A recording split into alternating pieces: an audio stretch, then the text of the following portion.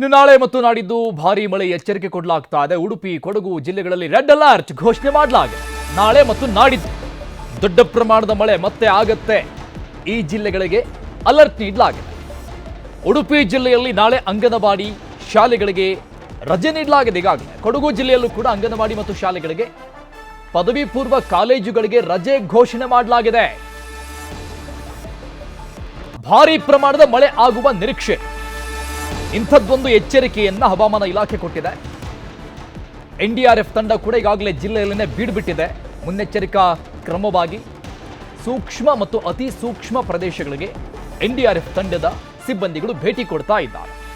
ಬೆಟ್ಟ, ಗುಡ್ಡಗಳು ಮತ್ತು ನದಿ ಪಾತ್ರದಲ್ಲಿ ವಾಸ ಮಾಡ್ತಾ ಇರುವಂತಹ ಜನರಿಗೆ ಎಚ್ಚರಿಕೆಯಿಂದ ಇರುವಂತೆ ಸೂಚನೆ ಕೊಡಲಾಗ್ತಾ ಇದೆ. ಜಿಲ್ಲಾಡಳಿತದಲ್ಲೂ ಕೂಡ ಈಗಾಗಲೇ ಸೂಚನೆ ಕೊಡಲಾಗಿದೆ. ಕಾವೇರಿ ನದಿ ಹಾಗೂ ಲಕ್ಷ್ಮಣ ತೀರ್ಥ ನದಿಯಲ್ಲಿ ನೀರಿನ ಪ್ರಮಾಣ, ಹರಿವು ಹೆಚ್ಚಾಗ್ತಾ ಇದೆ. ಇದರ ಜೊತೆಗೆ ನಾಳೆ ಮತ್ತು ನಾಡಿದ್ದು ಹವಾಮಾನ ಇಲಾಖೆ ಕೊಡ್ತಾ ಇರುವಂತಹ ಮಾಹಿತಿ ಪ್ರಕಾರವಾಗಿ ಅತಿ ದೊಡ್ಡ ಪ್ರಮಾಣದ ಮಳೆ ಆದರೆ ಒಂದಿಷ್ಟು ಅವಘಡಗಳು ಆಗುವಂತಹ ಸಾಧ್ಯತೆಗಳು ಇರುತ್ತೆ. ರಾಜ್ಯದಾದ್ಯಂತ ಮತ್ತೆ ಮುಂದುವರೆದಿದೆ ಮುಂಗಾರು ಮಳೆ ಅಬ್ಬರ. ಗದಗ ಜಿಲ್ಲೆಯ ಹಲವೆಡೆ ಗುಡುಗು ಸಹಿತ ಭಾರೀ ಮಳೆಯಾಗಿದೆ. ಲಕ್ಷ್ಮೇಶ್ವರ ತಾಲೂಕಿನ ಕೆಲವು ಕಡೆಗಳಲ್ಲಿ ಧಾರಾಕಾರವಾಗಿ ಮಳೆ ಸುರಿದಿದೆ, ಧೋ ಅಂತ. ಇನ್ನು ಮತ್ತೊಂದು ಕಡೆ ಹುಬ್ಬಳ್ಳಿಯಲ್ಲೂ ಕೂಡ ವರುಣಾರ್ಭಟ ಮುಂದುವರೆದಿದೆ. ಲಕ್ಷ್ಮೇಶ್ವರ ತಾಲೂಕಿನ ಹಲವು ಕಡೆಗಳಲ್ಲಿ ಧಾರಾಕಾರ ಮಳೆ.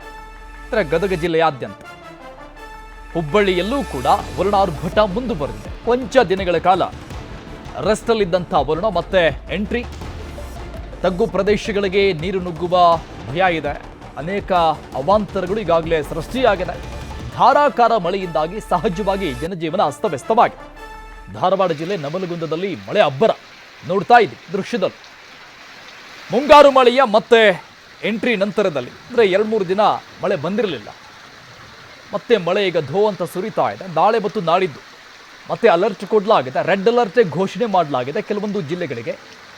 ಧಾರವಾಡ ಜಿಲ್ಲೆ ನವಲಗುಂದದಲ್ಲಂತೂ ಮಳೆ ಅಬ್ಬರ. ಯಾವ ರೀತಿಯಾಗಿ ಅವಾಂತರಗಳು ಅಲ್ಲಿ ಸೃಷ್ಟಿಯಾಗಿದೆ ಅನ್ನೋದು ನಮ್ಮ ಸ್ಕ್ರೀನ್ನಲ್ಲಿ ನೋಡಬಹುದು. ರಸ್ತೆ ನದಿಗಳಾಗಿ ಮಾರ್ಪಟ್ಟಿರೋದು. ಹುಬ್ಬಳ್ಳಿ ಸೊಲ್ಲಾಪುರ ಹೆದ್ದಾರಿಗೆ ಭಾರೀ ಪ್ರಮಾಣದ ನೀರು ನುಗ್ಗಿದೆ. ನವಲಗುಂದ ಪಟ್ಟಣದ ಶೆಟ್ಟರ್ ಕೆರೆ ಬಳಿ ರಸ್ತೆ ಜಲಾವೃತಗೊಂಡಿದೆ. ಇವಾಗ ಇನ್ನಷ್ಟು ಡೀಟೇಲ್ಸ್ ಕೊಡ್ತಾರೆ ನಮ್ಮ ಪ್ರತಿನಿಧಿ ಶಿವರಾಮ್ ಅಸುಂಡಿ ಸಂಪರ್ಕದಲ್ಲಿದ್ದಾರೆ. ಶಿವರಾಮ್, ಒಂದು ವಾರಗಳ ಕಾಲ ಆಲ್ಮೋಸ್ಟ್ ಮಳೆ ಬಂದಿರಲಿಲ್ಲ. ಎಲ್ಲವೂ ಕೂಡ ಶಾಂತ ರೀತಿಯಲ್ಲಿತ್ತು.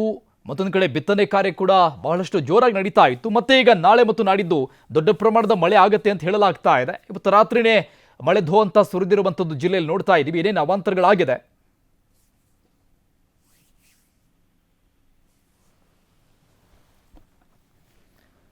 ಎಸ್ ಶಿವರಾಮ್, ನಮ್ಮ ಧ್ವನಿ ಕೇಳಿಸ್ತಾ ಇದ್ರೆ?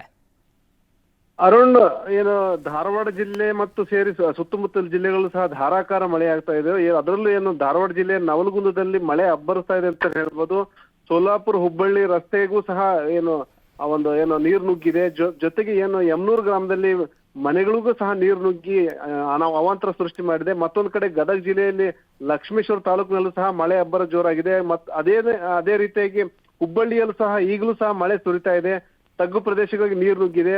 ಒಟ್ಟಾರೆ ಏನು ರೆಡ್ ಅಲರ್ಟ್ ಅಂತ ಘೋಷಣೆ ಮಾಡಲಾಗಿದೆ ಧಾರವಾಡ ಜಿಲ್ಲೆನ.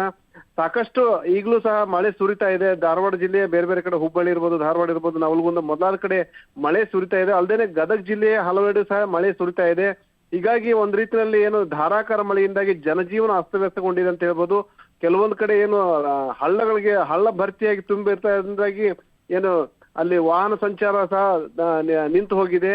ಒಟ್ಟಾರೆ ಏನು ಧಾರಾಕಾರ ಮಳೆಯಿಂದಾಗಿ ಜನಜೀವನ ಅಸ್ತವ್ಯಸ್ತಗೊಂಡಿದೆ ಅಂತ ಹೇಳ್ಬೋದು ಅರುಣ್. Thank you Shivaram ಡೀಟೇಲ್ಸ್ಗೆ.